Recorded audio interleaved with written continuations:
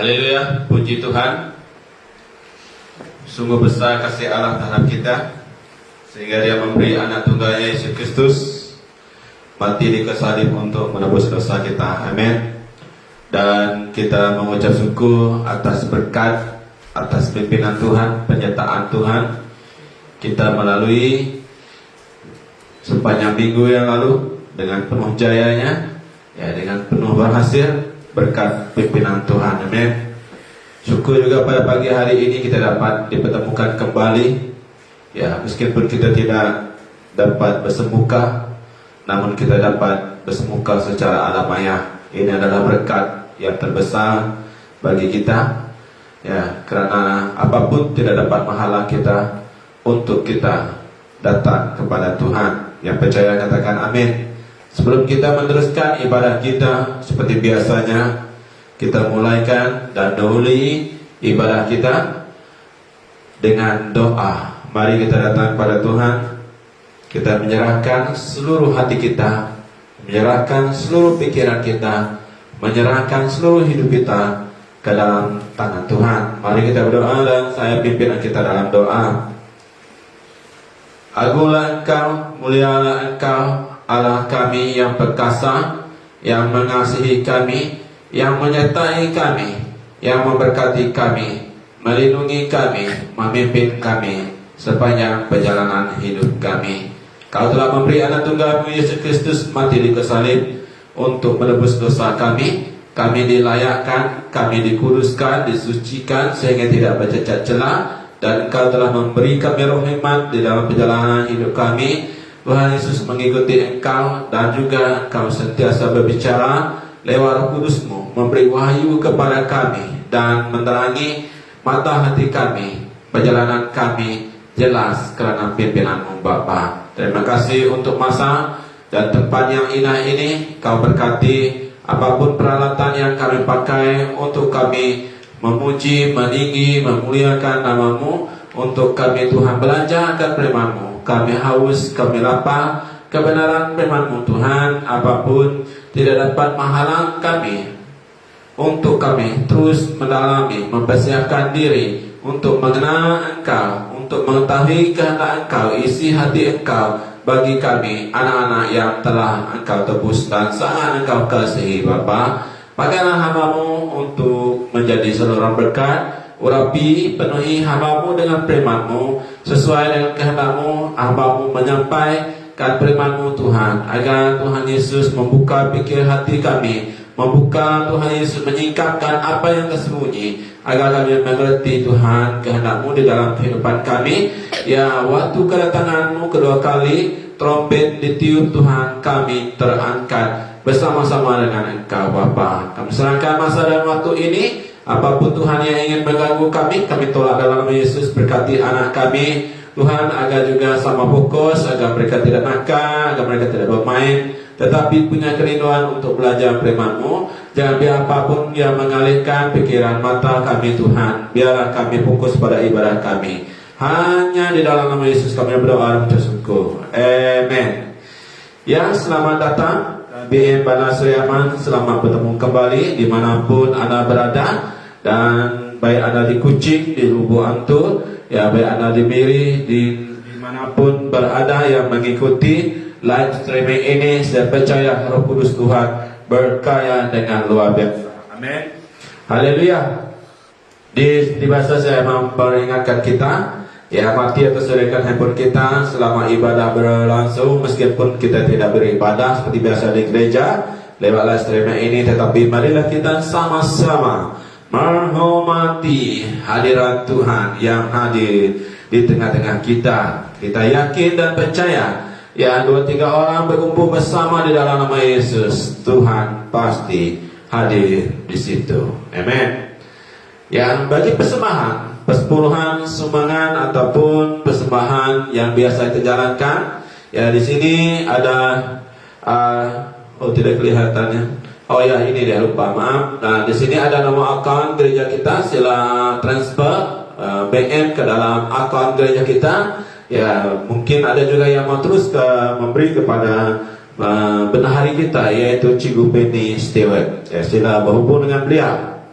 Pada pagi hari ini kita belajar, kita masih menyambung ya pelajaran kita dari kitab Efesus bagian 1 bagi 1 pasal 1 ya.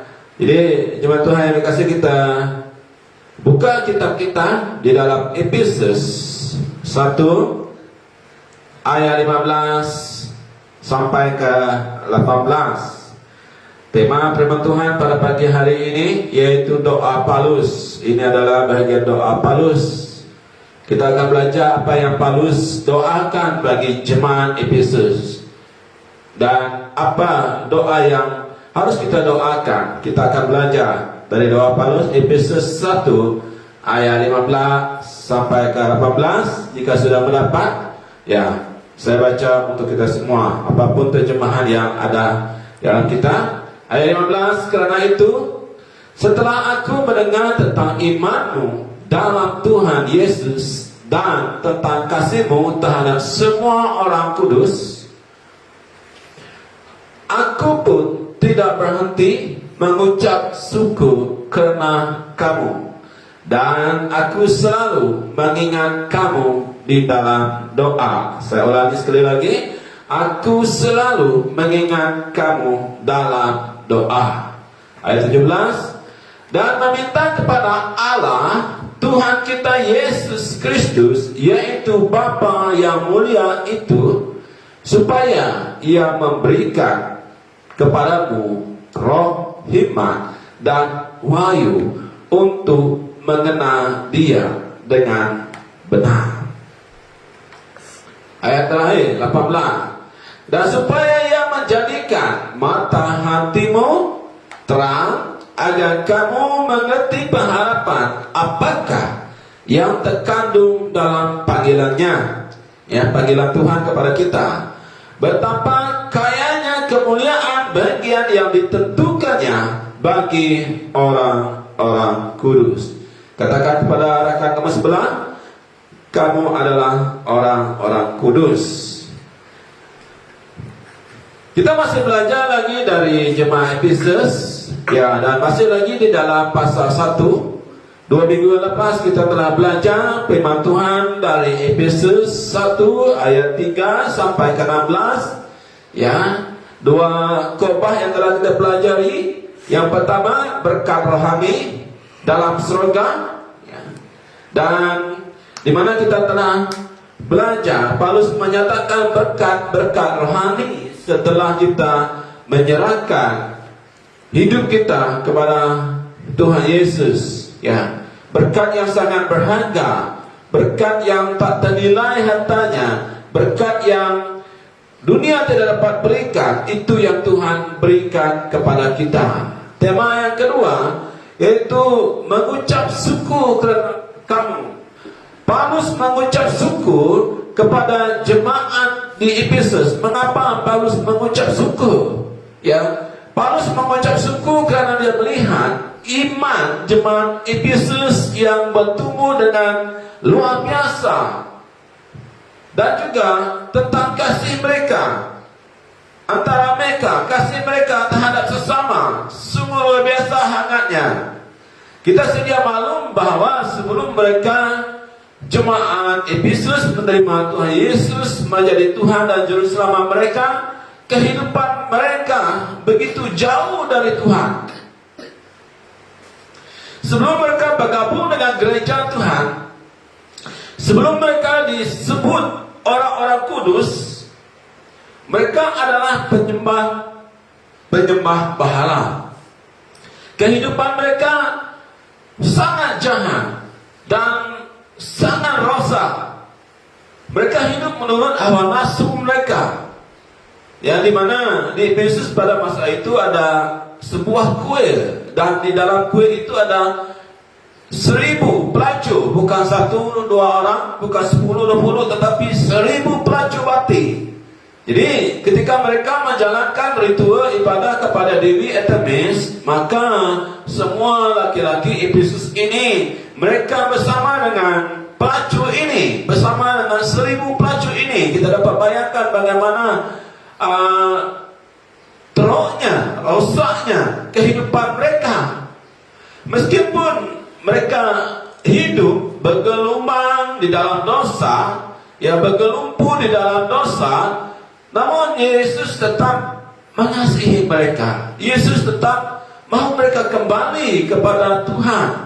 Dan tangan Yesus terbuka menerima mereka, mengambil mereka, memilih mereka, menyelamatkan mereka, ya, menyelamatkan mereka, lalu menguduskan mereka sehingga mereka kudus dan tak bercacat celah di hadapan Tuhan. Mereka diangkat menjadi anak-anak Tuhan, menjadi anak-anak Allah sesuai kerelaan kehendak Allah. Haleluya, terpujilah nama Tuhan. Ya, meskipun begitu mereka telah diampuni, mereka telah diangkat menjadi anak Allah. Mereka tidak berdiam diri, mereka tidak berpuas hati, ya, mereka tidak berpeluh tubuh menjadi anak-anak Allah. Mereka perhatikan iman mereka, mereka mengerjakan keselamatan mereka. Jadi tidak heran iman mereka benar-benar hidup. Iman mereka bertumbuh dengan dasar yang berkembang dengan luar biasa. Begitu juga dengan kasih mereka terhadap yang lain. Meskipun begitu, Paulus tidak berkata kepada mereka itu tidak cukup. Meskipun iman kamu bertumbuh, meskipun kasih kamu begitu hangat antara satu dengan yang lain, Paulus bertindak. Apa yang Paulus lakukan? Paulus selalu mengingat mereka dalam doa. Ya. Paulus selalu mendukung mereka dalam doa. Paulus selalu mengangkat mereka di dalam doa. Paulus bangkitkan mereka dalam doa. Paulus gerakkan mereka dalam doa. Paulus bungkus mereka dalam doa. Untuk apa? Paulus berdoa agar iman dan kasih mereka lebih lagi, lebih dan lebih jauh bertumbuh. Itulah kerinduan hamba Tuhan. Itulah kerinduan hati Tuhan. Kerinduan hati Tuhan bukan mau kita hanya menjadi anak Tuhan setelah dosa kita diampuni, setelah segala kesalahan kita disingkirkan dan tidak diingat lagi. Tetapi Tuhan mau kita bertumbuh lagi, bertumbuh dan bertumbuh. Itu kerinduan hati Tuhan. Itu juga kerinduan setiap hamba Tuhan yang dikhususkan melayani jemaat Tuhan, melayani orang kudus dimanapun mereka berada. Oleh demikian kita harus sadar betapa pentingnya doa. Sebab itu Paulus mendoakan jemaat di Efesus. Memang mereka telah bertobat, memang mereka telah meninggalkan kehidupan lama mereka, memang mereka telah dilahirkan kembali, tetapi Paulus tetap mendoakan mereka. Maka dari itu kita melihat ini adalah teladan Paulus bagi kita semua, menyatakan betapa pentingnya doa. Yesus juga telah memberi teladan kepada kita. Suatu Yesus hidup di dunia ini 2000 tahun yang lalu. Paulus dan Yesus juga bukan hanya memberi teladan, tetapi Paulus dan Yesus menasihatkan kita untuk kita berdoa dan berjaga-jaga. Dari teks yang baca tadi yang kita baca, Paulus selalu mengingat jemaat Efesus di dalam doa. Ya. Apakah doa Paulus bagi jemaat Efesus? Mari kita pelajari pada pagi hari ini doa Paulus. Dan pada minggu akan datang kita akan belajar apakah tujuan doa Paulus. Di sini juga akan disingkapkan doa Paulus, kita belajar apa doa Paulus. Dan juga akan diterangkan sedikit tujuan dari doa Paulus. Yang pertama, Paulus mendoakan agar jemaat Efesus mereka memiliki roh iman. Ya. Ayat 17, dan meminta kepada Allah kita Yesus Kristus, yaitu Bapa yang mulia itu, supaya memberi kepadamu Mu ini merujuk kepada jemaat Efesus. Roh, doa, dan wahyu untuk mengenal Dia dengan benar. Paulus berdoa supaya Allah Tuhan kita Yesus Kristus, yaitu Bapa yang mulia itu, memberikan kepada jemaat Efesus roh hikmat. Roh hikmat inilah yang harus mereka miliki. Roh hikmat ini adalah berkat terbesar dan berkat yang paling berharga bagi jemaat Efesus. Roh hikmat tidak dapat dibeli dengan apapun. Roh hikmat tidak dapat dibayar dengan apapun. Ya. Jadi Paulus mendoakan mereka agar Allah Bapa kita di surga memberikan roh hikmat kepada mereka untuk mereka mengenal Allah dengan lebih dalam lagi. Mengapa? Sebab sebelumnya mereka, jemaat Efesus, mereka tidak kenal Allah dengan benar. Seperti saya katakan tadi, pemahaman mereka tentang Allah belum benar. Sebab dulu hidup mereka begitu jauh dari Allah. Mereka penyembah Dewi Artemis, mereka penyembah berhala. Mereka begitu hidup bergelumang di dalam dosa. Jadi Paulus berdoa agar mereka punya hikmat untuk mereka mengenal Allah dengan lebih benar, lebih dalam lagi. Jemaat Tuhan yang dikasihi, orang dapat lahir dari keluarga Kristen tanpa kenal Allah dengan benar. Orang dapat beribadah kepada Allah tanpa mengenal Allah dengan benar. Orang dapat terlibat aktif melayani tanpa mengenal Allah dengan benar. Ya. Orang dapat tahu semua ayat Alkitab tanpa mengenal Allah dengan benar. Tentu kita heran mendengar, oh, bagaimana Ustaz? Dia tahu ayat Alkitab tapi tidak mengenal Allah dengan benar. Bagaimana itu? Kita lihat dari pertobatan hidup mereka. Apakah dia telah bertobat atau tidak? Banyak orang tahu ayat Alkitab tetapi hidupnya tanpa pertobatan. Orang dapat menjadi pemimpin gereja, dapat dipilih menjadi pemimpin gereja tanpa kenal Allah dengan benar. Ya. Jadi tidak heran bila kita dengar gereja kecil. Tidak heran kita dengar tiada perkembangan di dalam gereja, tiada kemajuan di dalam gereja. Sebabnya karena tanpa pengenalan yang benar tentang Allah. Pemimpin memang pemimpin. Jadi tidak peduli berapa puluh tahun Anda menjadi orang percaya, menjadi orang Kristen, tanpa mengenal Allah dengan benar, semuanya sia-sia. Mengapa? Iman pasti tidak bertumbuh. Kereta, sikap, perbuatan masih kanak-kanak. Dengan kata lain, begini. Di dalam hidup ini, untuk melangkah satu ham pun, kita tidak mampu tanpa mengenal Allah dengan benar. Jadi marilah kita sedar bahwa pengenalan akan Allah itu sangat penting. Ya, pemahaman kita yang benar terhadap Allah akan lahir ke dalam kehidupan kita yang benar tentang Allah.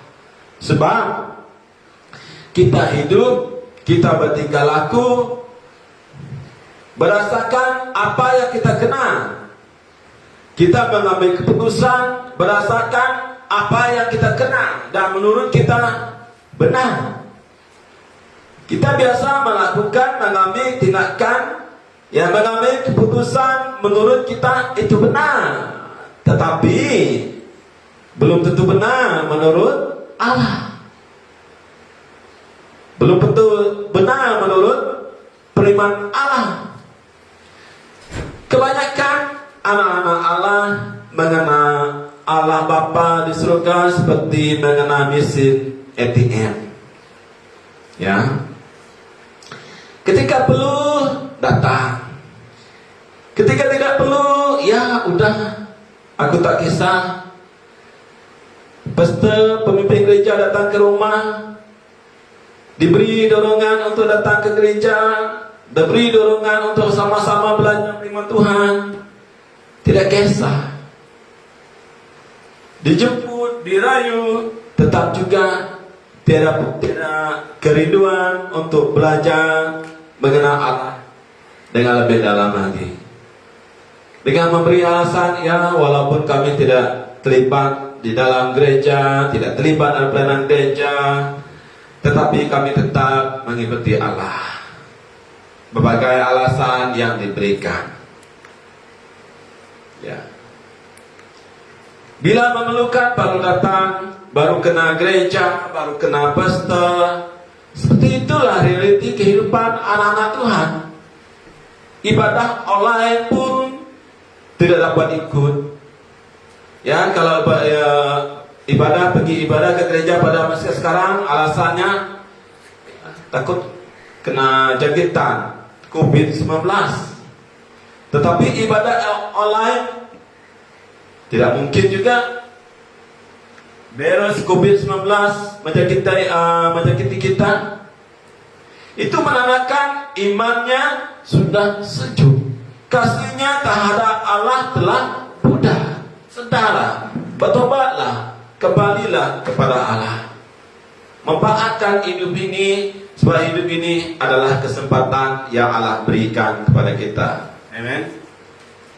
Jadi jemaat Tuhan yang dikasihi, Paulus berkata, jika kamu mengenal Allah dengan benar, bahwa Dia Allah yang maha kuasa, bahwa Dia Allah yang menguasai segala sesuatu, bahwa Dia Allah pencipta, Dia penguasa, Dia penyembuh, Dia Allah yang sanggup melakukan segala sesuatu yang di sekeliling kamu tiada artinya bagi kamu.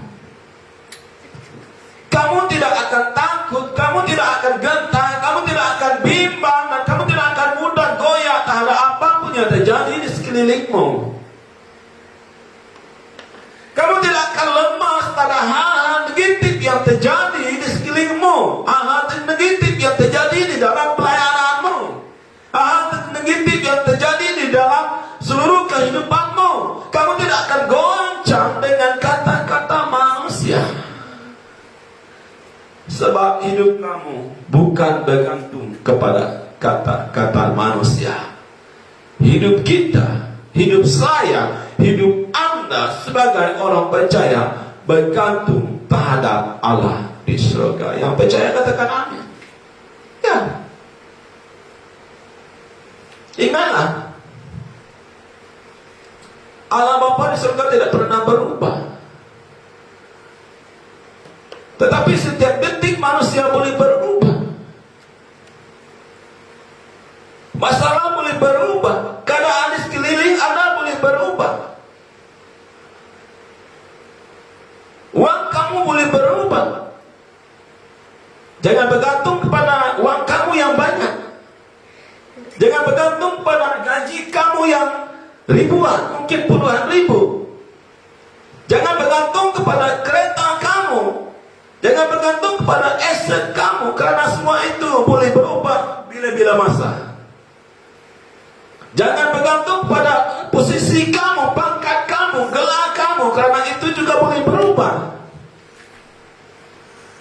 Ingatlah, Allah Bapa di surga tidak pernah berubah dan tak akan berubah dari dulu, sekarang, dan untuk selama-lamanya.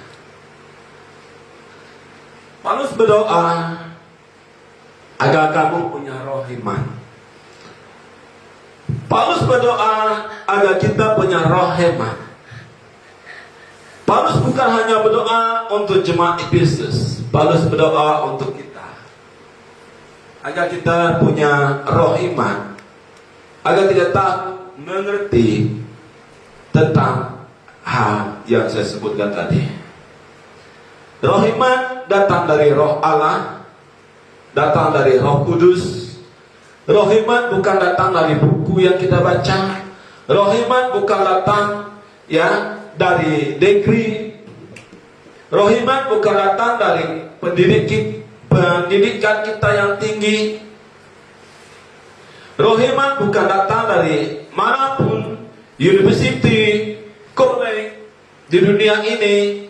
Roh-iman bukan diperoleh dari gelar, dari pangkat. Roh-iman bukan datang dari berapa banyak hartamu. Roh-iman datang dari Allah. Sebab itu Paulus berdoa kepada Allah, meminta kepada Allah, memohon kepada Allah, agar jemaat Efesus mengenal Allah dengan benar. Penting pengenalan akan Allah yang benar. Pengenalan Allah yang benar akan mengubah hidup kita, mengubah pikiran kita, mengubah hati kita, membangkitkan iman kita. Ya, penting. Tiada guna kamu punya harta yang banyak, tiada guna kamu punya pangkat yang tinggi, tiada punya kamu punya gelar yang begitu besar. Tanpa roh iman itu akan sia-sia. Alkitab menyatakan begitu banyak orang pintar, begitu banyak orang berpendidikan, begitu banyak orang kaya, begitu banyak orang punya gelar, tetapi tak berhikmat. Tiada arti. Tak berhikmat maksudnya bodoh. Jadi bagaimana orang bodoh menurut Alkitab? Orang bodoh menurut Alkitab adalah orang yang mengandalkan harta kekayaannya. Itu dapat kita lihat di dalam Lukas 12 ayat 14 sampai 21.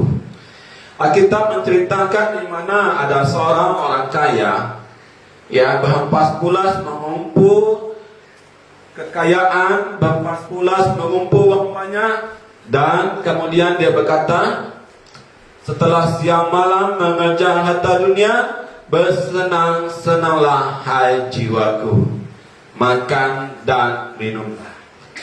Berarti hidupnya hanya disandarkan pada harta, pada harta kekayaan yang dimilikinya. Tetapi tiba-tiba firman Allah berkata kepadanya, hai engkau orang bodoh, pada malam ini juga jiwamu akan diambil daripadamu. Dan apa yang telah kau sediakan, untuk siapakah itu?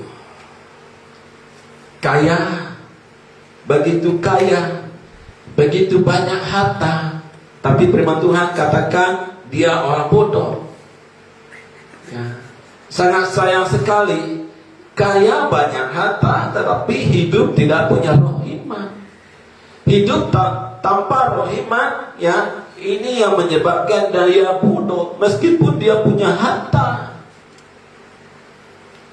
Jadi jemaat Tuhan dikasihi, sesungguhnya Tuhan menghendaki agar hidup kita tidak hanya mengandalkan kekayaan dunia ini.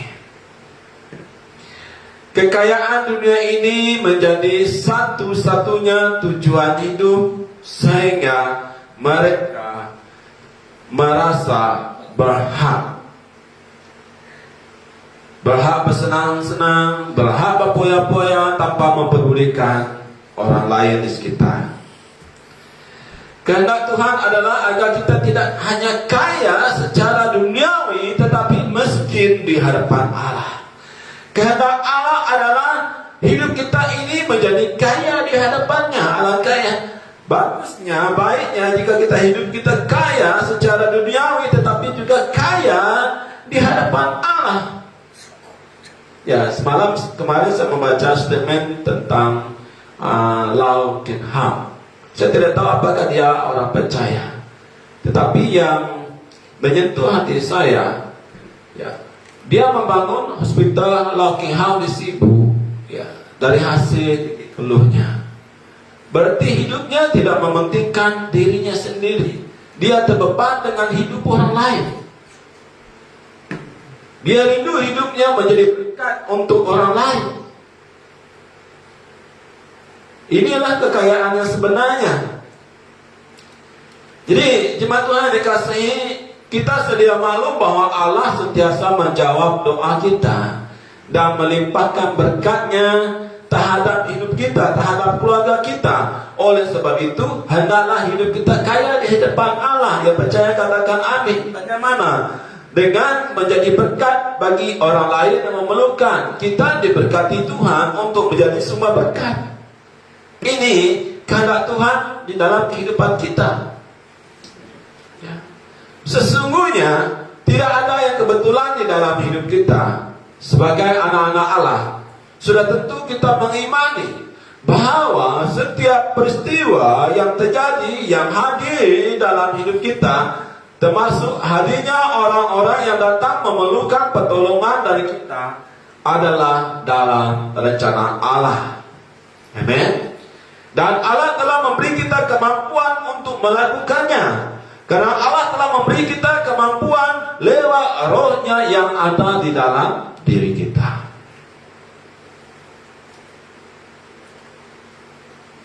Pertanyaannya, persoalannya, apakah kita telah sedia mau melakukannya? Apakah kita telah taat ketika rohnya yang ada di dalam diri kita menyuruh kita untuk melakukannya? Jawabannya ada pada diri kita masing-masing. Amen. Maaf, saya minum sebentar.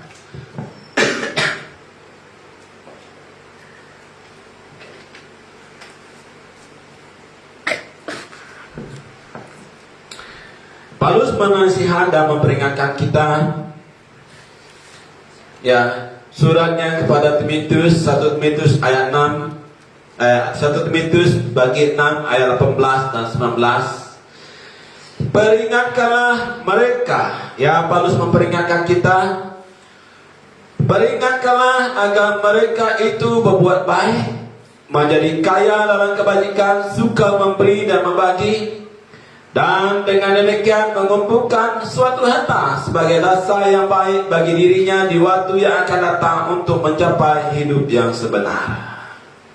Ingatlah, jemaat Tuhan yang dikasihi, pada akhir perjalanan hidup kita di dunia ini, tiada satu butir pun harta kekayaan, segala aset yang kita miliki dapat kita bawa saat kita menghadap tata Allah.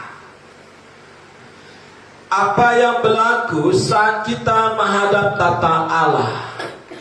Allah akan menghitungkan investasi apa yang telah kita tabur, apa yang telah kita tanam ketika kita hidup di dunia ini. Baik itu kebajikan, suka memberi dan membagi, baik itu di dalam pekerjaan, baik itu di dalam pelayanan di ladang Tuhan, maupun kepada siapapun, ya, kepada sesama kita yang hadir di dalam hidup kita, kepada siapapun, itulah yang akan Tuhan perhitungkan dalam hidup kita. Maka dari itu saya berdoa agar semua kita tidak menjadi orang kaya yang bodoh seperti dalam kisah Lazarus, yang pada akhirnya masuk ke neraka. Jadi jemaat Tuhan, jangan mengandalkan rumah kita, jangan mengandalkan, ya, jawatan kita, jangan mengandalkan apapun hidup kita, tetapi serahkan hidup kita sepenuhnya ke dalam tangan Tuhan, ya, maka kita tidak akan terikat dengan dunia ini. Yang percaya katakan amin. Dan yang kedua, mengapa Paulus berdoa agar kita memiliki roh hikmat? Kita telah belajar agar kita tidak mengandalkan kekayaan seperti orang kaya yang bodoh. Ya, roh hikmat sangat penting. Dan yang kedua, ya, orang yang tidak mengerti kehendak Allah, ini adalah orang yang tidak punya roh hikmat. Dia tidak akan mengerti kehendak Allah. Sebab itu Paulus juga menasihat kita di dalam Efesus 5 ayat 15 sampai ke 17. Karena itu perhatikanlah dengan seksama bagaimana kamu hidup, janganlah seperti orang bebal, tetapi seperti orang. Ini nasihat Paulus. Kenapa Paulus memberi nasihat kepada kita? Sebab dan pergunakanlah waktu yang ada, karena hari-hari ini adalah jahat. Wah, ingat dah, hari-hari ini adalah jahat. Ya, kita mengalami hari-hari yang jahat, di mana 1 tahun lebih ini kita mengalami pandemi COVID-19. Ini adalah hari-hari yang jahat, hari-hari yang tidak kita ingini, hari-hari yang ingin kita hindarkan di dalam kehidupan kita. Jadi Paulus menasihat kita, sebab itu janganlah kamu bodoh, ya, tetapi usahakanlah supaya kamu mengerti karena Allah. Dalam Kejadian setiap hari yang jahat, Paulus mau kita mengerti kehendak Allah. Jangan menjadi orang beban, tetapi menjadi orang arif, ya. Orang yang tidak mengerti kehendak Allah juga dikategorikan sebagai orang bodoh.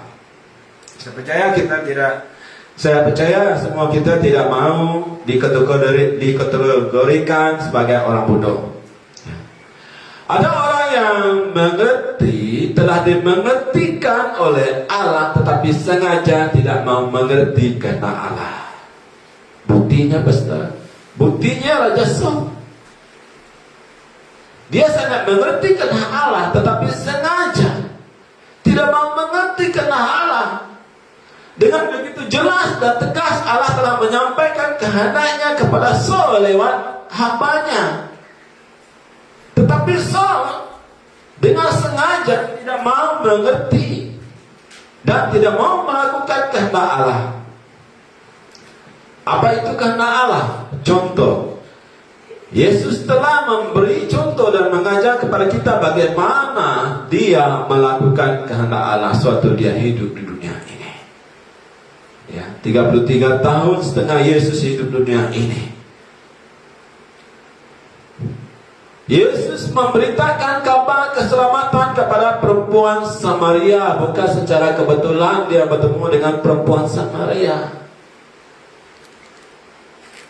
Suatu perempuan Samaria mengambil air di tengah-tengah hari. Setelah dia memberitakan kabar keselamatan, perempuan Samaria itu percaya.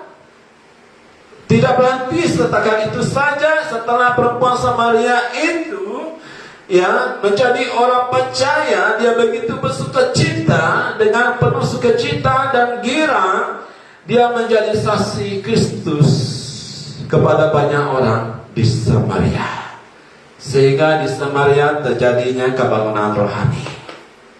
Ini adalah sebab hal yang terjadi ini disebabkan Yesus mengerti kehendak Allah, yaitu bersaksi tentang keselamatan. Jemaat Tuhan yang dikasihi Allah, menghendaki kita agar kita menjadi saksinya kepada dunia ini. Yang percaya katakan amin. Allah hendak kita menyatakan bahwa Yesus Kristus adalah Mesias, agar banyak orang yang percaya dan mendapat keselamatan, seperti yang terjadi kepada perempuan Samaria. Dan sang perempuan Samaria bersaksi di kampungnya di Samaria. Kebangunan rohani terjadi. Demikianlah kita menjadi orang yang mengerti kehendak Allah. Yesus mengerti kehendak Allah, melakukan kehendak Allah. Dan perempuan Samaria menerima keselamatan. Dia juga mengerti kehendak Allah, dia melakukan kehendak Allah. Ini adalah orang yang berhikmat. Yang ketiga, mengapa pentingnya kita memiliki roh hikmat? Agar kita melakukan firman Tuhan. Jadi orang yang bodoh adalah orang yang tidak melakukan firman Tuhan. Saya tidak menyatakan sembarangan. Pastor Kobah begitu kasar mengatakan orang bodoh. Tidak, ini adalah firman Tuhan. Mesti setuju ayat 24 sampai 27. Saya hanya baca satu ayat. Tetapi setiap orang yang mendengar perkataanku ini dan tidak melakukannya, ia sama dengan orang yang bodoh. Yesus menyatakan, apa yang berlaku? Yang mendirikan rumahnya di atas pasir. bukan di tempat yang baik, bukan di tempat yang kukuh. Orang bodoh adalah orang yang mendengar firman Tuhan, ya, namun hanya menjadi pendengar, bukan menjadi pelaku firman. Orang yang bodoh bukan orang yang tidak memiliki pelajaran tinggi. Ya, jangan kita merasa rendah diri jika kita tidak memiliki pelajaran tinggi. Jika kita tidak belajar sampai di university, jika kita tidak belajar di university terbaik di dunia ini, jangan merasa rendah diri. Ya. Orang bodoh adalah orang yang mendengar tetapi tidak menjadi pelaku firman Tuhan. Pada pagi hari ini saya berdoa kita mendengar firman Tuhan dan kita menjadi pelaku firman Tuhan. Yang percaya katakan amin. Dan orang yang terlebih bodoh adalah orang yang melawan dan menolak firman Tuhan. Dari situ nyata kebodohan Anda. Sudahlah tidak mau mendengar, memberontak, melawan, menolak firman Tuhan. Itu tandanya Anda bodoh. Jadi firman Tuhan menyatakan ia sama dengan orang bodoh yang membangun rumahnya di atas pasir. Ketika hujan turun, banjir, lalu angin melanda, badai melanda, maka robohlah rumah itu. Kita lihat, ya, kehidupan seseorang roboh ketika masalah menghadapi sedikit saja masalah pelayanan, roboh. Tidak nampak ke gereja, tidak mau melayani lagi. Sedikit masalah, merajuk, kecewa, tersinggung, tidak mau datang ke gereja, tidak mau terlibat dalam pelayanan. Sedikit masalah, menyalahkan Tuhan, terus meninggalkan Tuhan. Jemaat Tuhan yang kasihi, marilah kita menjadi orang yang bijaksana. Marilah kita menjadi orang yang berhikmat. Bagaimana? Dengan melakukan firman Tuhan tanpa syarat. Jangan lagi memberi alasan untuk tidak melakukan firman Tuhan. Yang percaya katakan amin. Ya, Pastor, saya bayar kereta saya bayar rumah saya bayar api-api, biaya, bayar itu, bayar ini. Mana cukup gaji saya untuk bagi perpuluhan? Jika Anda orang beriman, orang yang bijaksana, Anda tidak melakukan firman Tuhan dengan memberi berbagai alasan. Jangan berolak-alik di dalam memberi, dalam melakukan firman Tuhan.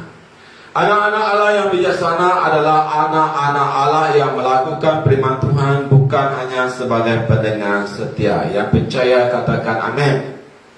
Ya. Jadi yang keempat, orang yang berhikmat, ya, orang yang mempersiapkan diri pada kedatangan Tuhan Yesus. Tetapi orang yang bodoh, yang tidak memiliki hikmat, adalah orang yang tidak mempersiapkan diri pada kedatangan Tuhan Yesus kedua kali. Matius 25 ayat 1-13 saya tidak baca. Ya, ini orang yang tidak mempersiapkan dirinya untuk kedatangan Tuhan Yesus yang kedua kali dikategorikan sebagai orang bodoh. Mengapa? Karena yang tahu ya bahwa Yesus akan datang kembali ke dunia ini untuk kedua kalinya. Tetapi yang menyedihkan diri, dia tidak mempersiapkan diri dengan sebaik-baiknya. Dia santai, dia leka, dia ingat bahwa Yesus masih lama lagi akan datang, bahwa kedatangan Yesus kedua kali masih jauh lagi baginya. Maka dia tidak mempersiapkan diri, dia relax saja. Sedangkan kita, bahwa kita adalah mempelai Kristus.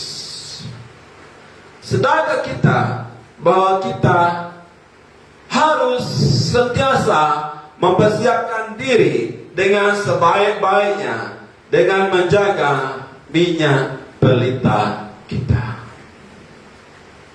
Untuk apa? Agar pelita kita tetap menyala-nyala sampai mempelai Kristus datang kedua kali menjemput kita.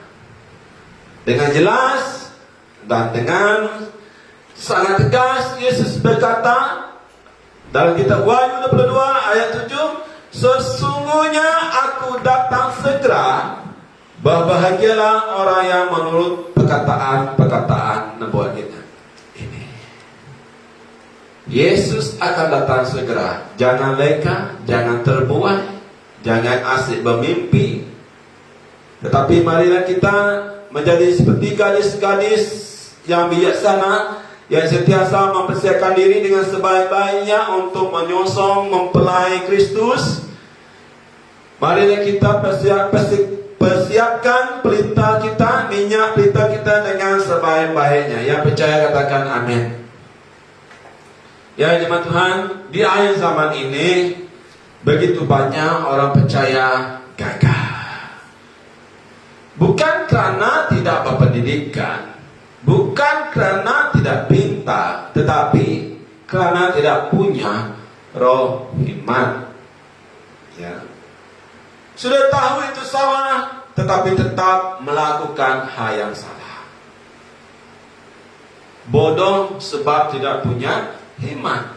Sudah tahu itu tidak boleh dilakukan, tetapi tetap juga degil untuk melakukannya. Selepas itu bila mendapat masalah, menyalahkan Tuhan. Tuhan, mengapa begini? Tuhan, mengapa Engkau membiarkan aku? Tuhan, mengapa Engkau tidak menjawab doaku? Tidakkah Engkau lihat Tuhan, saya rajin beribadah, rajin ke gereja, tidak ketahukan Tuhan bahwa saya etik dalam pelayanan?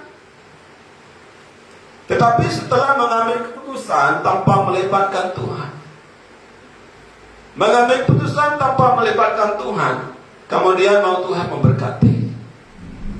Mengambil keputusan tanpa melibatkan Tuhan, bila mendapat masalah menyalahkan Tuhan. Ini adalah orang yang tidak beriman.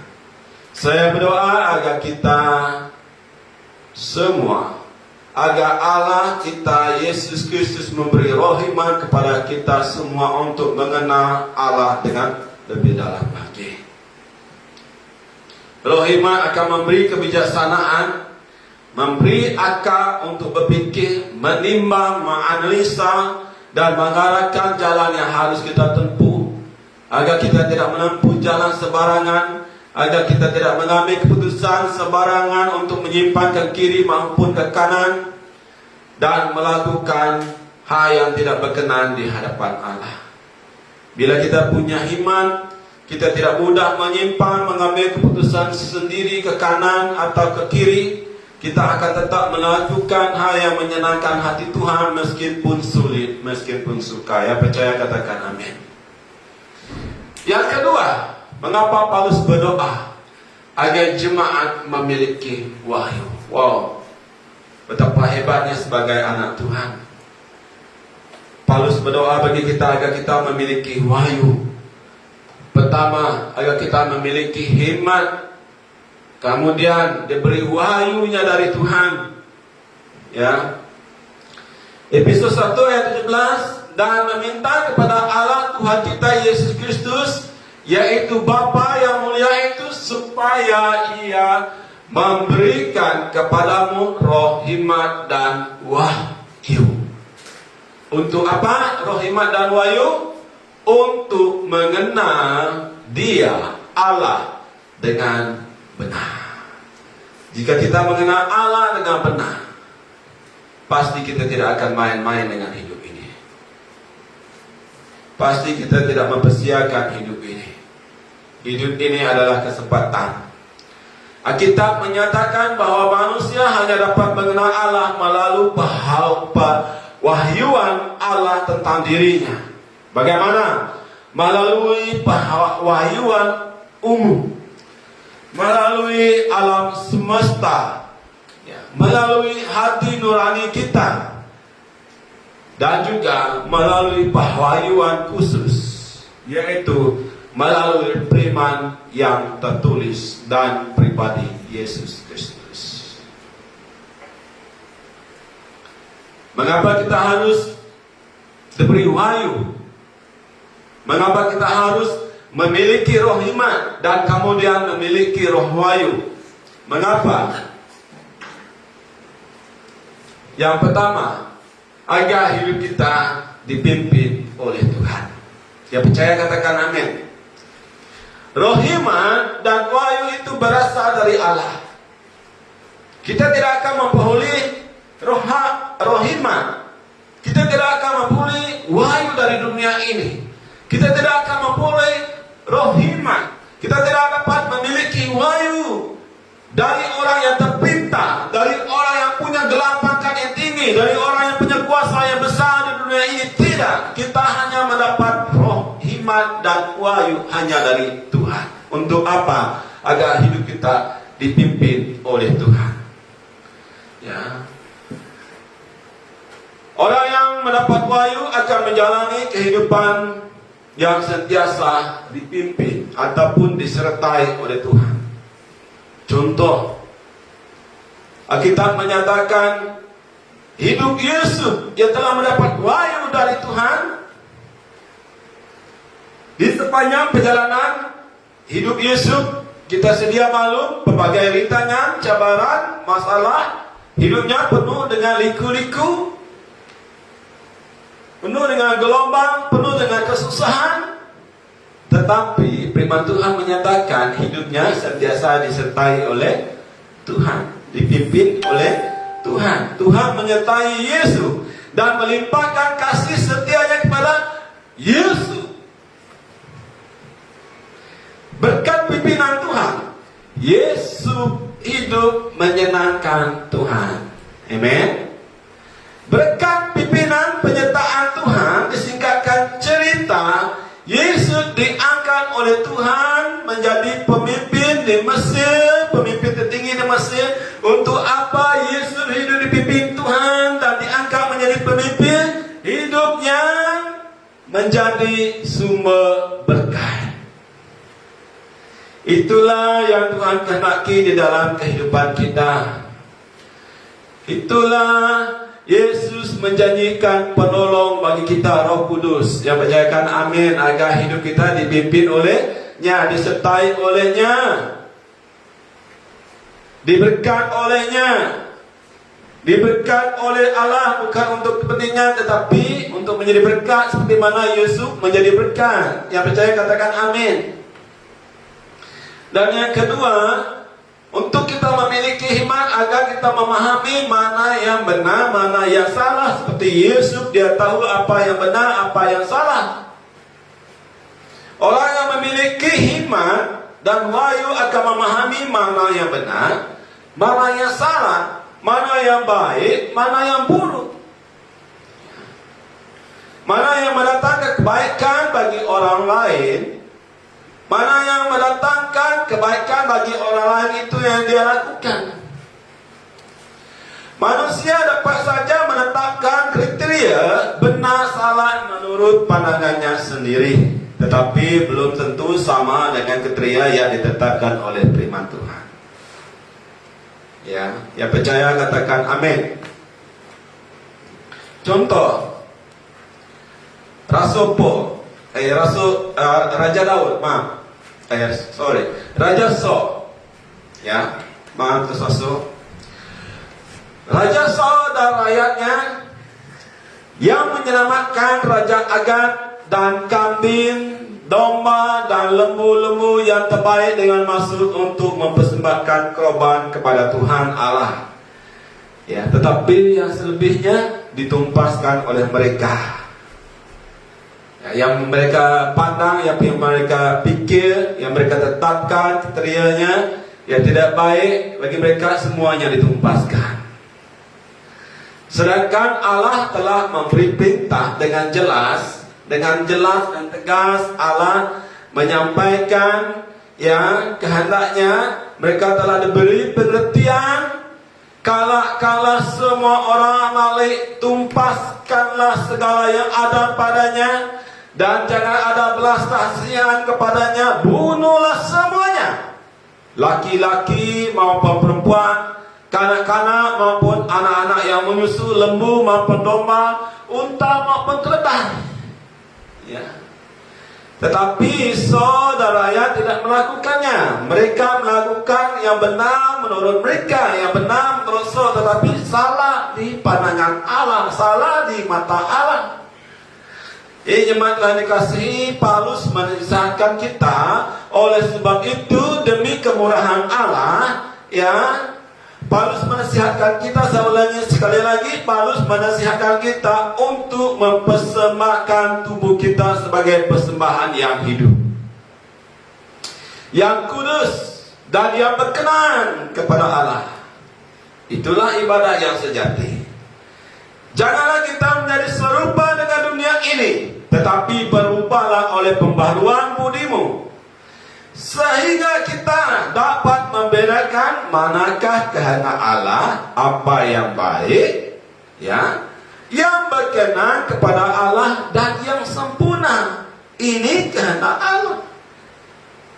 Kita memahami mana yang benar, mana yang salah, apa yang berkenan kepada Allah, apa yang sempurna kita tahu. Bukan kita yang menetapkan seperti saudara rakyatnya. Biarlah Allah yang menetapkan bagi kita. Kita diberi roh hikmat dan wahyu untuk membedakan yang baik dan yang buruk, dan kita semakin mengerti rencana Allah di dalam kehidupan kita. Rencana Allah itu akan digenap di dalam hidup kita. Bukan setakat hidup kita berkenan terhadap Allah. Inilah kerinduan hati Paulus. Kerinduan hati Paulus adalah untuk kita naik ke tingkat, naik level dalam iman. Paulus tidak mau jemaat Kristus, Paulus tidak mau kita hanya biasa-biasa, begitu saja setiap hari, tanpa peningkatan di dalam iman, tanpa pertumbuhan di dalam iman, tanpa langsung tiada prestasi di dalam iman. Sebab itu Paulus berdoa. Paulus berdoa agar kita diberi hikmat, agar kita diberi wahyu. Paulus mau kita mengenal Allah dengan benar, lebih benar. Sebab Yesus bukan Allah yang datang di saat kita memerlukan. Yesus juga tidak mau seperti kita sebelum kita jauh di dalam Tuhan. Maya berguna baru Miriam, nak berguna nak Miriam. Maya berguna baru belian, baru pegawai. Nak berguna baru nak berguna nak belian, nak pegawai. Yesus nak bekerja, Tuhan nak bekerja. Tuhan seruan dekat kita, connect, terhubung. Sentiasa ada hubungan dengan Tuhan. Yesus sentiasa menyertai kita siang dan malam. Di mana saja kita berada, Yesus sentiasa menyertai kita. Baik waktu kita susah maupun waktu kita senang. Baik waktu kita tidur maupun waktu kita jaga. Baik waktu kita menangis maupun waktu kita ketawa. Yesus sentiasa menyertai kita. Yesus sentiasa memimpin kita. Yesus sentiasa melindungi kita. Dan Yesus sentiasa menyatakan wahyunya bagi kita. Pada pagi hari ini kita menerima wahyu dari Tuhan. Wahyu dari surga yang akan membuka satu rahasia untuk kita belajar, mengerti, memahami rencana Allah di dalam kehidupan kita. Yang percaya katakan amin. Jika kita dengan kerendahan hati terbuka untuk belajar, maka tiada siapapun yang dapat mengambil kebenaran wahyu yang telah disingkapkan bagi kita. Wahyu tersembunyi yang terselubung yang dibukakan bagi kita. Mengapa? Sebab kita telah menemukan rahasia-rahasia yang disingkapkan bersama dengan Allah. Yang percaya katakan amin. Ya, maaf saya minum sekali lagi, cepat kering.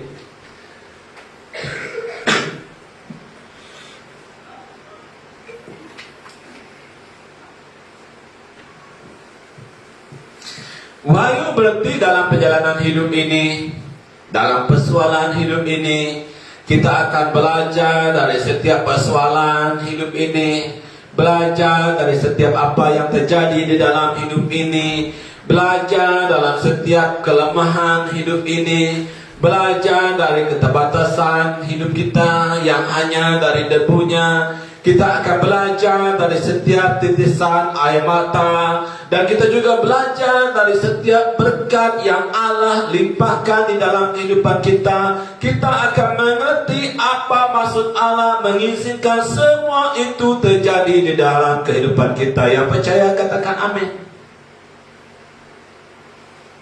Sebab itu Paulus berdoa agar kita berfungsi dan beroperasi di dalam roh.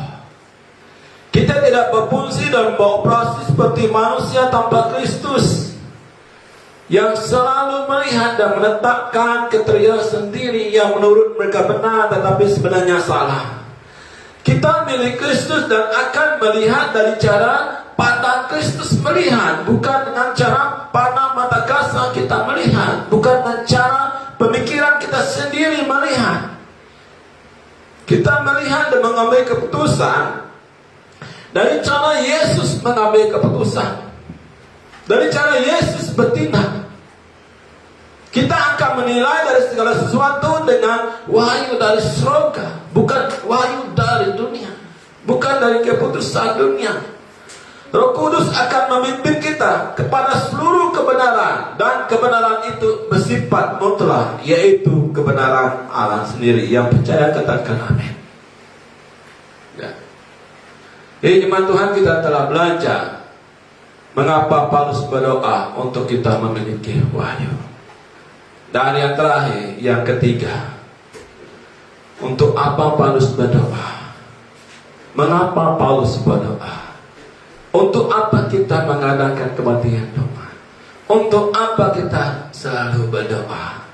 Doa kita dengan doa Paulus tidak sama.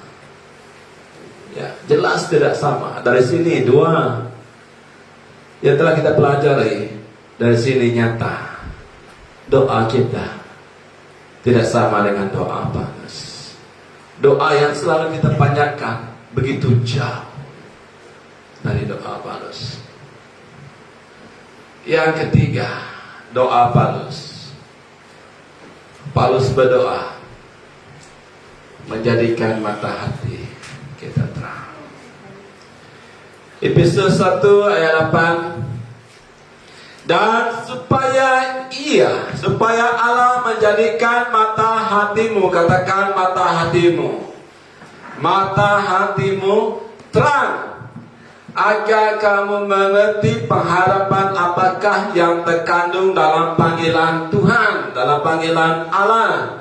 Betapa kayanya kemuliaan bagian yang ditentukannya bagi semua orang-orang kudus. Ini berkat kita orang kudus. Katakan kepada rekan sebelah, saya adalah orang kudus. Ya, firman Tuhan menyatakan saya adalah orang kudus. Saya bukan orang biasa-biasa. Saya adalah orang yang sangat hebat, orang yang sangat luar biasa. Yang percaya katakan amin. Paulus berdoa bagi jemaat Efesus sebab sebelumnya mata hati mereka tidak terang. Benar? Ya. Jadi Paulus berdoa, memohon kepada Allah sesuatu yang mereka belum miliki, yaitu mata hati yang terang. Bagaimana dengan mata hati kita? Coba kita perhatikan apakah mata hati kita terang. Mata hati berbicara tentang roh. Mata hati berbicara yang paling dalam, hubungan manusia dengan Tuhan, hubungan kita dengan Tuhan. Mata hati berbicara di mana mata jasmani tidak mampu melihat, pikiran jasmani tidak dapat mengukur, teori, pandangan, analisa tidak dapat menjelaskan dan tidak dapat menyelesaikan. Tetapi mata hati dapat melihat dengan terang dan dapat memberi penyelesaian. Luar biasa. Ada banyak kata yang sering dipakai untuk menggambarkan kata hati. Ya, contoh baik hati, murah hati, sakit hati, patah hati, jatuh hati, dan sebagainya. Jadi masih banyak lagi yang menggambarkan betapa pentingnya fungsi hati, kerana sikap dan tingkah laku kita merupakan pancaran keadaan hati kita. Yang percaya katakan amin. Sedangkan fungsi mata sangat penting untuk melihat dalam keadaan terang. Ya, jadi mata hati yang terang menjadi kekuatan untuk memampukan membedakan yang baik dan yang jahat, yang buruk. Di dalam kehidupan ini kita memerlukan mata hati yang terang. Mata hati seseorang sangat menentukan sikap seseorang dalam bertindak dan melakukan pekerjaannya. Sikap yang kita tampilkan adalah pancaran mata hati, apakah gelap atau terang. Jadi, mengapa mata hati kita harus terang? Ya. Dalam konteks ini, Paulus berdoa supaya jemaat Efesus memiliki mata hati yang terang. Ya. Menjadikan mata hati terang agar mengerti pengharapan yang terkandung dalam panggilan kita, panggilan Allah untuk kita. Supaya kita dapat mengerti panggilan, mengerti pengharapan di dalam Tuhan, kita harus mengerti pengharapan apakah yang terkandung dalam panggilan Allah untuk kita. Pada saat kita mendapat panggilan dari keselamatan kita, kita disebut sebagai pengikut Kristus. Oleh sebab itu kita harus mengerti pengharapan di dalam nilai keselamatan kita. Pengharapan di dalam nilai keselamatan kita bukan pengharapan di dalam nilai yang mengandung nilai bersifat fisikal ataupun material, tetapi mengandungi nilai rohani, spiritual. Ya, pengharapan di dalam Tuhan itu hidup. Pengharapan di dalam Tuhan itu benar. Pengharapan di dalam Tuhan itu besar. Dan pengharapan di dalam Tuhan pasti tidak akan mengecewakan kita semua. Ya, percaya katakan amin. Firman Tuhan menyatakan dalam pengharapan tersebut menjadi keberkahan kita sebagai anak-anak Allah. Di dalam kasih karunia ini kita berdiri dan kita bermegah dalam pengharapan akan kemuliaan Allah. Roma 5 ayat 2. Kita memegang dalam pengharapan karena kita akan menerima kemuliaan Allah. Hal ini menunjukkan bahwa pengharapan dalam Tuhan membuatkan hidup kita merasa terhormat, kita merasa bangga, kita penuh dengan sukacita karena kita mengerti pengharapan kita. Kita akan menerima panggilan kita, kita akan menerima kemuliaan. Kita memegang berkat rohani di dalam surga yang dimiliki kita adalah sesuatu yang tidak ternilai, yang tiada tandingannya. Sebab kekayaan Tuhan adalah sesuatu yang tidak dapat dikenali oleh siapapun yang hidup di luar Kristus. Yang percaya katakan amin. Jadi pengharapan dalam Tuhan memiliki pengaruh yang sangat kuat di dalam kehidupan anak-anak Tuhan. Buktinya Paulus sanggup mengalami, Paulus sanggup menanggung begitu banyak penderitaan demi pengharapan. Paulus tidak menghinakan diri, Paulus tidak melarikan diri dari penderitaan yang dihadapinya. Dalam kesaksiannya, Paulus berkata, "Aku menaruh pengharapan kepada Allah, sama seperti mereka juga, bahwa akan ada kebangkitan semua orang mati, baik orang yang benar maupun orang yang tidak benar." Keberanian Paulus didasarkan pada karena kami mempunyai pengharapan yang demikian, maka kami bertindak dengan penuh keberanian. 2 Korintus 3 ayat 12. Paulus begitu berani. Paulus tidak pernah mundur menghadapi maut. Paulus sanggup rela kehilangan segala-galanya. Kenapa? Sebab ada pengharapan. Dia mengerti pengharapan yang terkandung dalam panggilannya. Tuhan mau kita mengerti pengharapan yang terkandung dalam panggilan kita. Nah, pengharapan memberi optimis yang tidak terbatas. Tidak ada optimisme hidup dalam kehidupan ini, dalam menjalani hari-hari mendatang, selain pengharapan bersama dengan Tuhan Yesus. Dia percayakan, amin. Ya. Perjalanan bersama dengan Tuhan Yesus begitu indah. Perjalanan bersama dengan Yesus begitu menyeronokkan, begitu hebat, luar biasa. Bersama Yesus lakukan perkara besar, bersama Yesus tidak ada yang suka, bersama Yesus pasti ada keluar untuk masalahku, untuk masalahmu, untuk masalah kita semua. Paulus mengatakan dalam pengharapannya, selanjutnya kami tidak mau saudara-saudara bahwa kamu tidak mengetahui tentang mereka yang meninggal, supaya kamu jangan berduka cita seperti orang-orang lain yang tidak mempunyai pengharapan. Kita punya pengharapan, kita miliki pengharapan. Ya, Yohanes menulis bahwa seseorang yang meletakkan pengharapannya kepada Tuhan atas kasih karunia yang diberikan pada waktu kedatangannya untuk menyucikan dirinya, tanpa pengharapan tersebut seseorang tetap akan terikat dengan dunia ini. Tetap hidupnya, pandangannya hanya fokus dengan harta kekayaan dunia ini.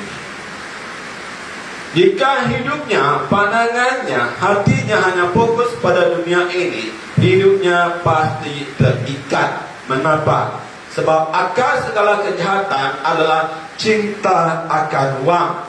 Oleh kerana cinta uang, maka dosa-dosa yang lain pun dilakukan sampai dia tetap terikat.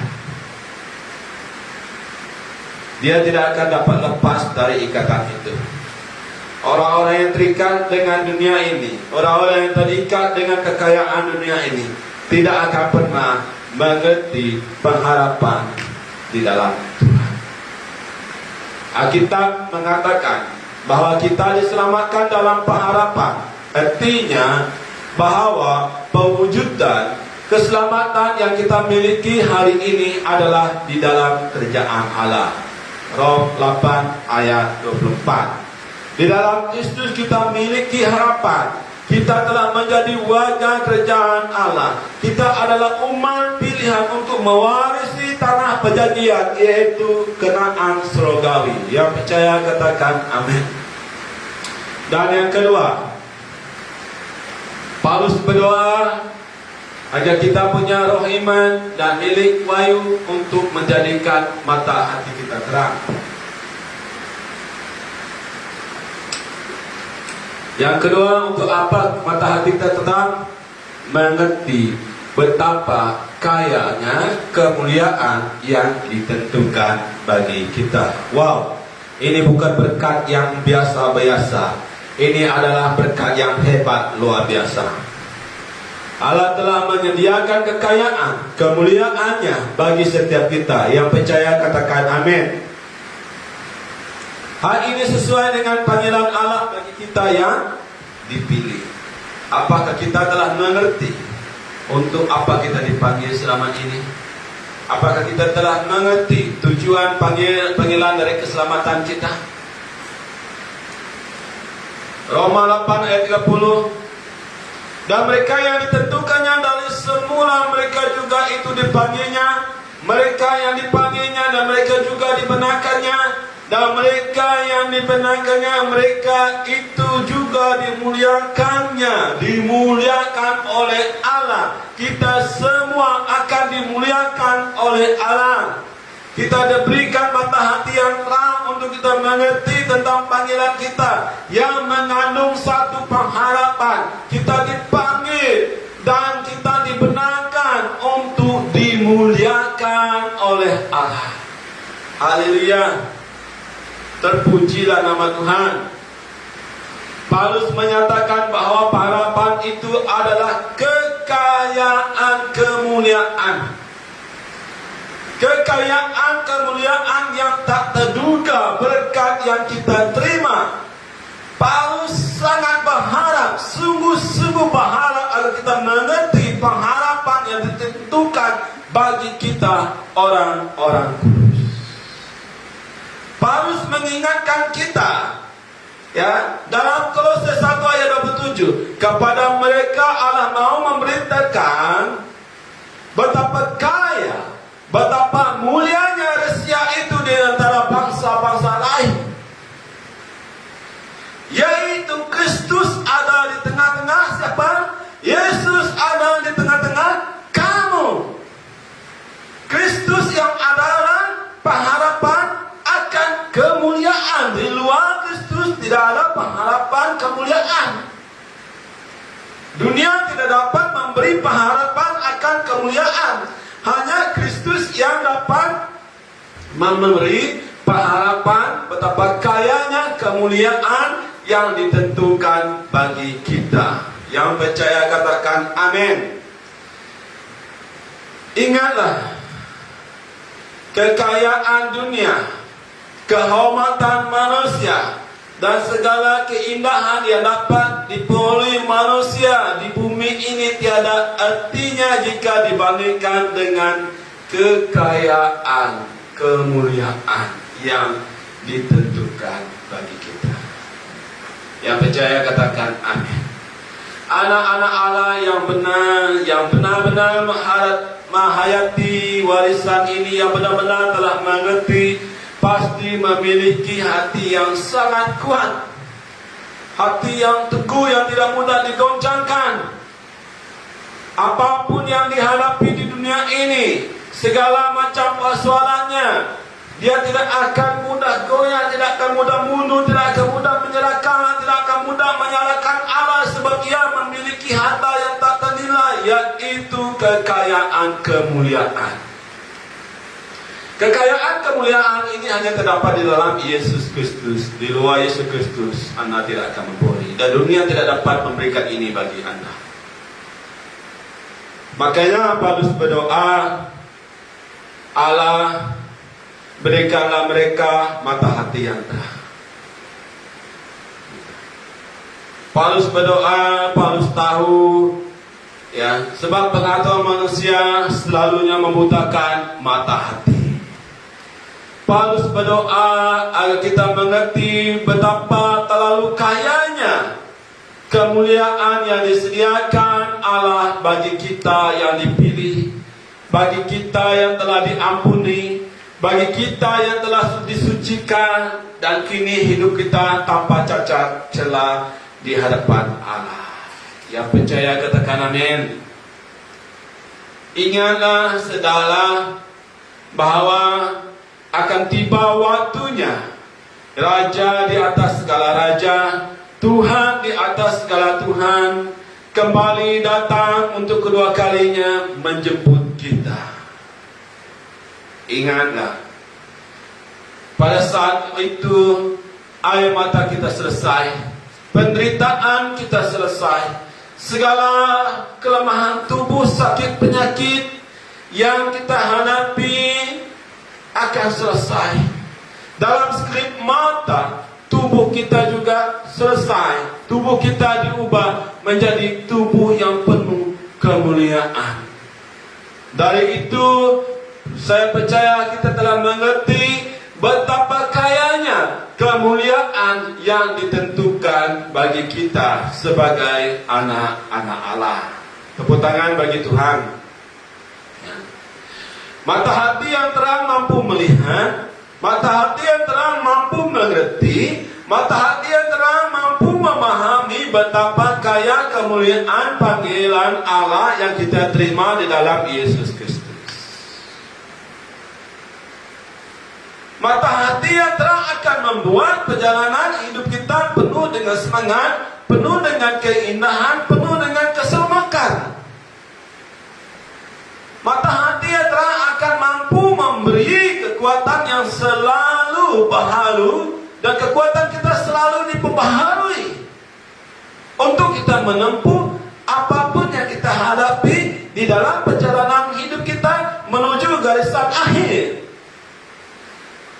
Mata hati yang terang akan membuat segala beban yang berat dan segala ujian dalam hidup ini menjadikan hidup kita sungguh hangat dan luar biasa. Yang percaya katakan amin. Mengapa? Karena kita telah memiliki mata hati yang terang. Makanya fokus hidup kita, fokus mata kita, fokus pikiran kita, fokus pandangan kita hanya ditujukan kepada perkara-perkara yang kekal, yang di atas, yang telah Tuhan sediakan bagi kita. Maka jemaat Tuhan, marilah kita sama-sama berdoa agar Tuhan memberi mata hati yang terang. Untuk apa? Mengerti pengharapan yang terkandung dalam panggilan kita, ya. Mengerti betapa kayanya kemuliaan yang ditentukan bagi kita, dan mengerti panggilan kita sebagai orang-orang kudus. Saudara kita bahwa kita adalah orang-orang kudus. Mungkin selama ini kita sedar, tapi kita buat-buat tak sedar, ataupun kita tidak kisah, kita tidak menghargai, kita tidak peduli bahwa kita adalah orang-orang kudus. Betapa istimewanya hidup kita. Panggilan Tuhan telah mengubah status kita yang mulanya tidak benar menjadi dibenarkan dalam Yesus Kristus. Di luar Kristus kita tidak dapat dibenarkan. Kita telah dikeluarkan dari lembah maut dan kemudian masuk ke dalam tempat kesucian Tuhan, itu yang disebut epiksul calling. Ya, kita telah diberi roh hikmat dan wahyu untuk menjadikan mata hati yang terang. Yang percaya katakan amin. Ya, mata hati terang. Mata hati terang memberi pengertian panggilan yang melepaskan, panggilan yang menebus, panggilan yang menyucikan kita dari segala dosa, sehingga kita dikuduskan dalam Kristus Yesus dan dipanggil menjadi orang-orang kudus.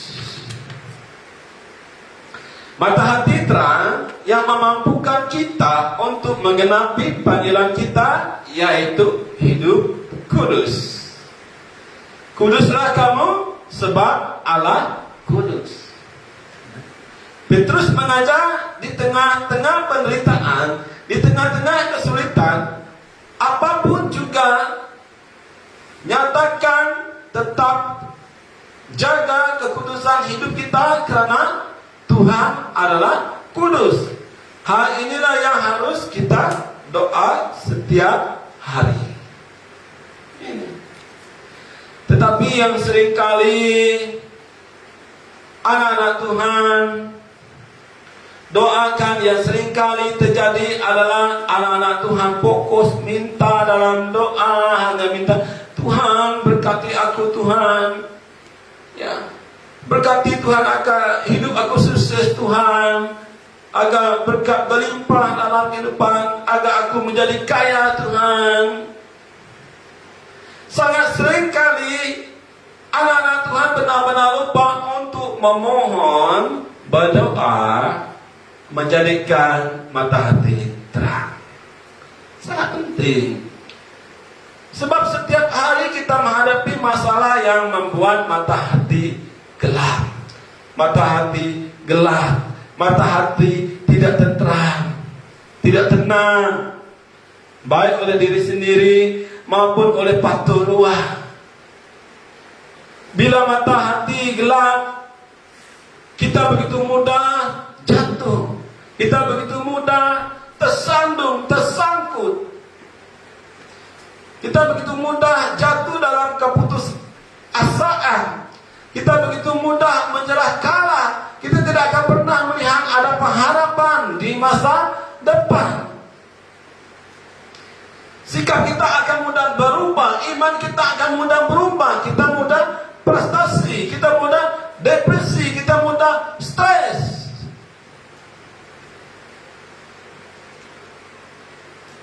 Jadi agar hal-hal yang negatif tidak terjadi di dalam hidup kita, Paulus menasihatkan, memberi dorongan agar kita selalu berdoa, memohon kepada Kristus. Berdoa jangan hanya minta berkat, berkelimpahan. Berdoa jangan hanya mau hidup sukses. Berdoa jangan hanya mau kaya, tetapi berdoalah untuk diberi mata hati yang terang. Bila mata hati terang dalam menghadapi pergumulan hidup, ya, mata hati mampu melihat damai sejahtera, mampu melihat tangan Tuhan yang menyertai, yang menjaga, yang melindung, yang mengangkat hidup kita. Di tengah-tengah ketentuan kita, Tuhan pasti campur tangan, turun tangan di setiap pergumulan. Kita mampu melihat pengharapan di tengah ketidakpastian. Yang percaya katakan amin. Ya. Mohonlah berdoa kepada Tuhan untuk menjadi mata hati yang terang. Kenapa? Karena Kristus adalah sumber terang. Yang percaya katakan amin. Sumber terang untuk menerangi mata hati. Sumber yang kekal, yang energinya tidak mungkin habis dan tak akan habis. Terang Kristus mampu membuat mata hati terang, terang dan tetap terus terang. Seperti lampu yang akan terus bersinar terang karena terhubung, connect dengan sumbernya. Demikian juga kita, hidup kita, anak-anak Allah, mata hati akan terus terang, tetap bersinar terang selama terhubung dengan Kristus yang sumber terang. Oleh demikian, kita akan sentiasa melihat masa depan yang indah, masa depan yang terang, bersinar, bercahaya bersama Kristus. Yang percaya katakan amin. Jadi jemaat Tuhan, sebagai anak-anak Allah, kita bukan hanya memiliki mata secara jasmani, melainkan juga mata hati. Ya, mata jasmani memiliki jarak pandang yang terbatas. Tapi mata hati dapat melihat hal-hal yang tak kelihatan, bahkan mampu melihat begitu jauh, melampaui jarak dan waktu. Memiliki mata hati yang terang dan semakin terang adalah hal penting untuk dimiliki kita sebagai anak-anak Allah. Yang percaya katakan amin. Saya berdoa agar jemaat Tuhan, agar anda yang mengikuti live streaming ini, ya, sungguh mendapat roh iman, mendapat wahyu yang membuat mata hatimu terang, ya, menjadi jemaat yang memancarkan terang karena memiliki mata hati terang. Saya berdoa, milikilah mata hati terang, harus sentiasa terang dan tetap terang. Ya, percaya katakan amin. Jadi jemaat Tuhan yang dikasihi, kita telah belajar firman Tuhan yang sungguh berharga bagi kita pada hari ini. Saya bersyukur kerana dipakai Tuhan pada pagi hari ini. Meskipun saya bukan hamba Tuhan yang hebat, tetapi saya bersyukur hidup saya dipakai Tuhan yang menyampaikan isi hati Tuhan, menyampaikan bagaimana Paulus berdoa dan apa yang Paulus doakan. Kita telah belajar doa Paulus pada hari ini. Paulus berdoa agar jemaat Tuhan memiliki roh iman. Paulus berdoa ya, iman ini sungguh penting dimiliki oleh anak-anak Tuhan. Bukan hanya dimiliki oleh jemaat Efesus, tetapi harus dimiliki kita. Paulus berdoa juga agar kita memiliki wahyu, wahyuan dari Tuhan, wahyuan dari surga. Wahyu ini disingkapkan bagi kita. Orang yang di luar Kristus, mereka tidak akan menerima wahyu ini. Mereka tidak akan mendapat wahyu ini. Hanya kita yang di dalam Kristus. Betapa istimewanya kita, betapa berharganya kita karena menerima wahyunya dari Tuhan. Wahyu yang tersembunyi, rahasia yang tersembunyi, dibuka, disingkapkan bagi kita. Kita mengetahui apa yang akan terjadi. Apa yang akan terjadi hari ini, esok, dan pada hari yang mendatang. Sebab kita telah diberi wahyu, kita punya wahyu. Sebab itu kita penting berdoa. Paulus berdoa untuk jemaat Efesus dan juga berdoa bagi kita. Mata hati harus terang. Ini doa yang harus kita mohon, minta kepada Tuhan. Saya tidak menghalang kita semua untuk mendoakan hal-hal lain. Tetapi ini adalah doa yang sangat penting.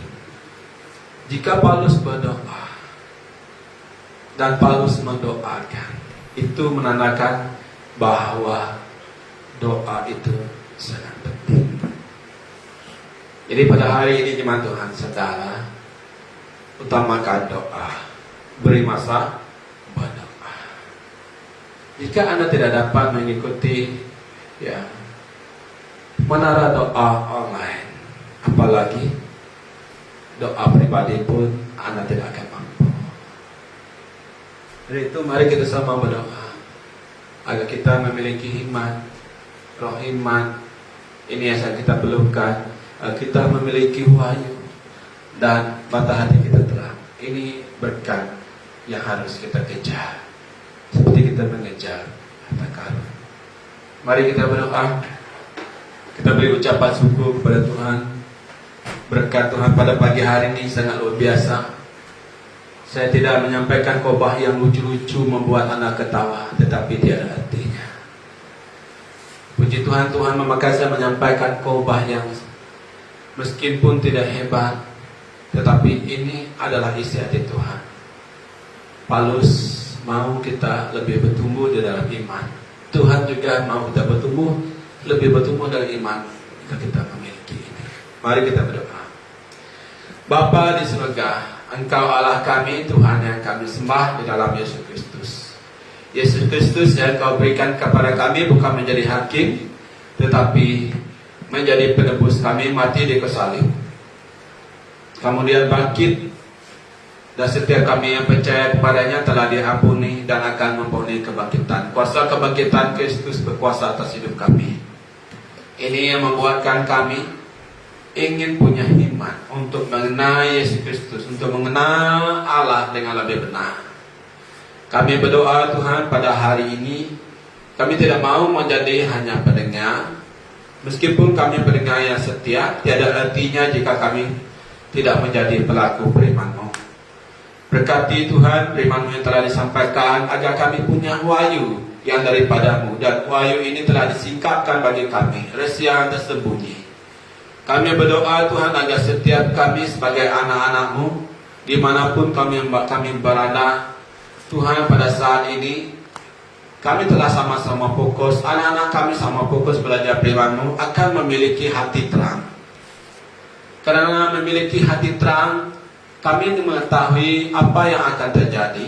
Kami melihat kemana kami harus tempuhi jalan ini. Kami mengetahui apa yang benar, apa yang salah. Dan kami mengambil keputusan bukan dengan keputusan dan tindakan kami sendiri, tetapi dengan keputusan yang daripada-Mu Bapa. Terima kasih buat firman-Mu, dan berkati setiap persembahan anak-anak-Mu yang mereka memberi persembahan dengan ucapan syukur, dengan penuh semangat, karena mereka mengerti bahwa Engkaulah sumber segalanya di dalam kehidupan mereka. Pimpin setiap anak-Mu, Tuhan, dimanapun mereka berada, agar mereka memiliki roh iman, agar wahyu sentiasa disikapkan bagi mereka, dan mereka, Tuhan, memancarkan kasih-Mu karena mata hati mereka telah terang. Kami berdoa, apapun yang mereka lakukan, Kau berkati. Yang sakit, Engkau sembuhkan. Yang berduka cita, Engkau hiburkan. Yang lemah, Engkau kuatkan, Tuhan. Kami berdoa, Tuhan, setiap pekerjaan mereka, agar Engkau memberkati, baik yang kerja sendiri, baik yang, Tuhan, bekerja dengan serikat swasta maupun yang bekerja dengan kerajaan. Tuhan, Kau berkati anak-anak yang bersekolah, lindungi, Tuhan, bungkus dengan kuasa darah suci-Mu, Tuhan. Kami berdoa, pandemi ini, Tuhan, kami berdoa agar Engkau campur tangan menyelesaikannya. Kami serahkan ke dalam tangan-Mu, agar pandemi COVID ini, Tuhan, reda dengan sepenuhnya, Tuhan. Kami serahkan kekhawatiran kami, kebimbangan kami, Tuhan, karena mata kami melihat peningkatan COVID ini, Tuhan, begitu meningkat dengan tinggi. Tetapi kami percaya Engkau Allah yang Maha Kuasa, Allah yang dapat melakukan segala sesuatu, pasti turun tangan. Berkati Prolena, dan berkati juga, Tuhan, orang yang positif, Tuhan Yesus, COVID-19. Berkati setiap hamba-Mu yang juga dijangkiti oleh virus ini, Tuhan, yang positif. Berkati Pesta Uco, berkati Pesta Inggu, beri mereka kekuatan yang daripada-Mu, dan berkati setiap hamba-Mu yang lain juga. Kami berdoa, kedatangan-Mu, Kau berkati mereka. Beri antibodi yang kuat, darah-Mu mengalir, menyucikan mereka sehingga mereka negatif dan disembuhkan oleh kuasa darah suci-Mu. Terima kasih Bapa, sekali lagi hamba mengucap syukur kerana dipakai oleh-Mu menyampaikan firman-Mu, dan hamba mengucap syukur kerana iman jemaat-Mu, Tuhan, semakin meningkat. Hamba mengucap syukur, Tuhan, kerana kasih hamba jemaat-Mu begitu luar biasa hangat. Sebab itu, seperti mana Paulus, hamba-Mu sentiasa mengingati mereka di dalam doa, agar mereka, Tuhan, punya roh iman dan wahyu, dan mata hati mereka terang. Berkati setiap anak-Mu. Terima kasih, terpuji nama-Mu, mulia nama-Mu. Dalam nama Yesus kami berdoa bersyukur. Amen. Haleluya. Terima kasih jemaat Tuhan. Kembali kita bertemu pada minggu akan datang. Terima kasih, Tuhan memberkati.